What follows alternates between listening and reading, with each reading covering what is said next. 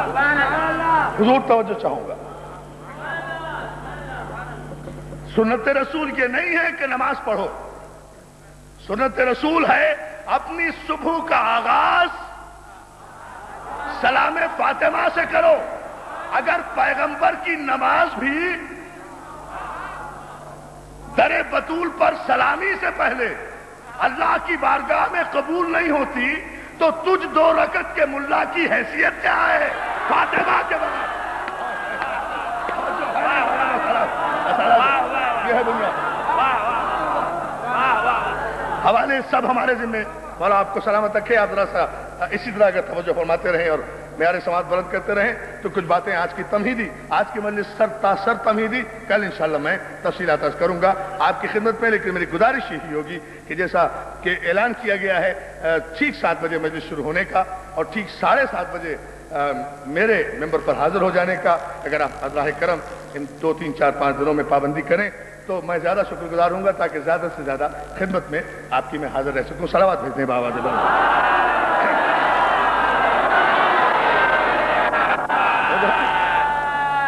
عزیزان محترم، مسئلہ صرف یہ ہے، مسئلہ ہے در بطول پر حاضری کا. توجہ. صاحب سوائق محرقہ نے لکھا کہ آیہ تطہیر کے نزول کے بعد سرکار ختمی مرتبت کا یہ طریقہ تھا. اب میں ایک جملہ کہنے جا رہا ہوں دوستو. یہ طریقہ تھا سرکار ختمی مرتبت کا کہ سرکار نماز صبح کے لیے جب بیت الشرف سے نکلتے تو پہلے در بطول پر آتے اور آ کر اجتماعی سلام بھیجتے. السلام علیکم یا اہل البیت النبوہ، اے اہل بیت نبوت تم پر ہمارا سلام. توجہ ہے نا؟ سلام کرتے. اور دوستوں مورخین نے ایک خوبصورت جملہ لکھا ہے جو میں آپ کی نظر کرنا چاہ رہا ہوں، اور شاید یہ نوجوان دوستوں کے لیے نئی بات ہو، بزرگ اور علماء اکرام مجھ سے بہتر جانتے ہیں، لیکن نوجوان دوستوں کے لیے یہ ایک ایمان افروز بات ہوگی کہ یہ بھی طریقہ رہا.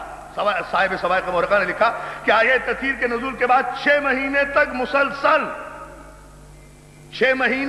مسلسل سرکار ختمی مرتبت در بطول پر آ کر سلام کرتے رہے. لیکن اکیلے نہیں آتے تھے اور کوئی پیغمبر کے ساتھ نہیں ہوتا تھا. نہ کوئی مکے والا، نہ کوئی مدینے والا، نہ کوئی عرب والا، نہ کوئی بصرے والا، نہ کوئی شام والا، نہ کوئی پہلے والا، نہ کوئی آخر والا، نہ کوئی نسب والا، نہ کوئی سبب والا. اس سلام کے لیے پیغمبر، سلام در بطول کے لیے پیغمبر نے آیہ تطہیر کے نزول کے بعد جس شخصیت کا انتخاب کیا تھا اس کو سلمان فارسی کہتے ہیں. صلوات بھیجیں آپ محمد علیہ محمد.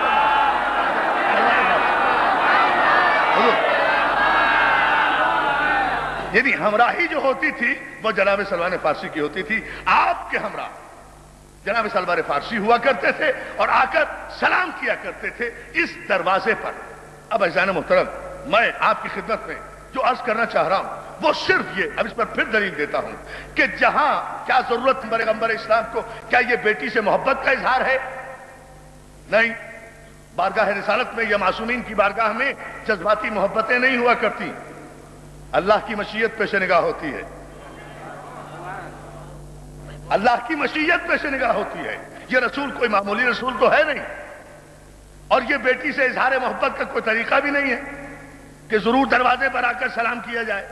بیٹی کو پیار کیا جا سکتا ہے، گلے سے لگایا جا سکتا ہے، پیشانی چومی جا سکتی ہے، لیکن یہ کون سا اظہار محبت ہے؟ 2 3 اظہار محبت کے طریقے بتا دوں.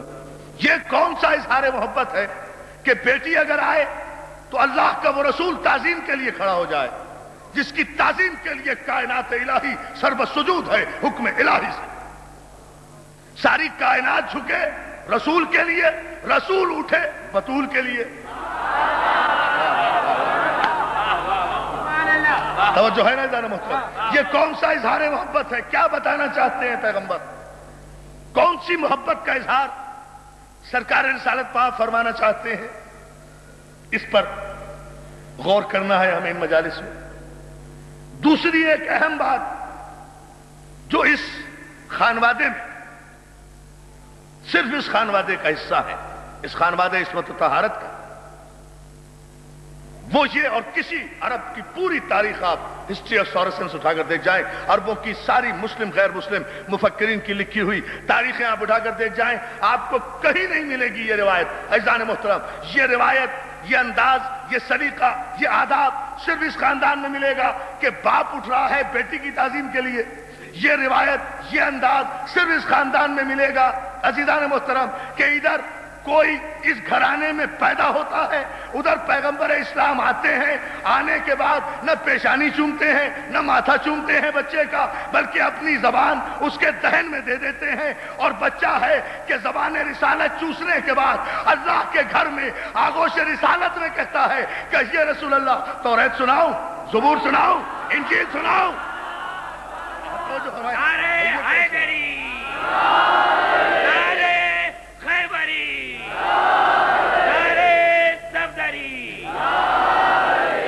اللہ آپ کو سلامت رکھے، مولا آپ کو سلامت رکھے۔ آپ ذرا سا اس جملے پر اور توجہ فرما لیں عزیزان محترم، یہ محبت کا کہیں طریقہ کہیں سلیقہ ہے؟ آج تک ہوا کہیں ایسا کہ ادھر کوئی اس گھرانے میں پیدا ہوا، پیغمبر اسلام تشریف لائے اور پہلا عمل یہ کیا کہ اپنی زبان مبارک اس کے دہن میں دی اور بچے نے زبان چوسنا شروع کر دی؟ اور یہ شروع کہاں سے ہوا؟ خانہ کعبہ میں مولا کائنات کی تشریف آوری سے۔ اس سے پہلے یہ مثال نہیں ملتی اس خاندان میں بھی۔ یہ بڑی عجیب بات، کچھ مقام تفکرات بھی ہیں ان درمیان کے جملوں میں، اس پر آپ غور فرماتے جائیں گے تاکہ نتائج تک پہنچنے میں ہم سب کو آسانی رہے مولا کی مدد سے اور آپ کے ذوق سماعت کے سہارے سے۔ آپ دیکھیے یہ روایت، یہ انداز جو شروع ہوا اس خاندان میں، یہ شروع ہوا جان محترم مولا کی خانہ کعبہ میں تشریف آوری سے۔ اور یہ عجیب انداز ہے عزیزان محترم، دنیا، میں کل اس کی تفصیل بتاؤں گا، اس موضوع کو میں چھیڑنا نہیں چاہتا ورنہ آج کے موضوع سے دور ہو جاؤں گا، لیکن ایک اشارہ کرتا ہوا آگے بڑھنا چاہتا ہوں، وہ یہ کہ یہ عجیب انداز ہے اور اس پر دنیا کو غور کرنا چاہیے کہ ادھر علی خانہ کعبہ میں آئے، پہلا دن گزرا، دوسرا دن گزرا، تیسرا دن گزرا، نہ علی نے ماں کا دودھ پیا، نہ آنکھیں کھولی، نہ روئے۔ تینوں باتیں خلاف فطرت انسان۔ اب بھی بحث کرو گے کہ ہم جیسے ہیں؟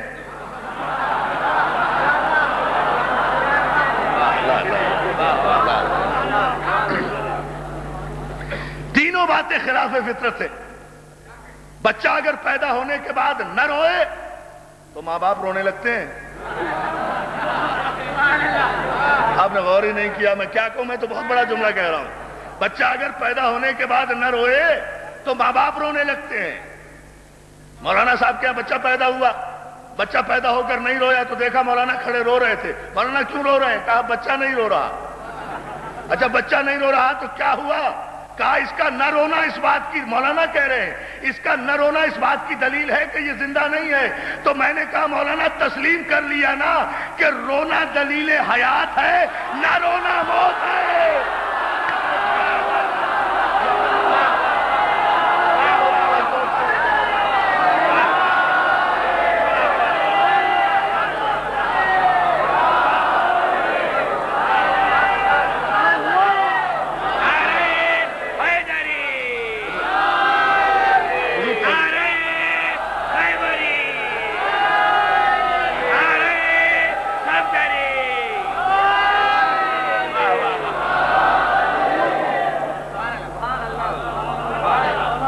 میرے خیال سے ایک بڑا مسئلہ حل ہوا ہے چلتے چلتے،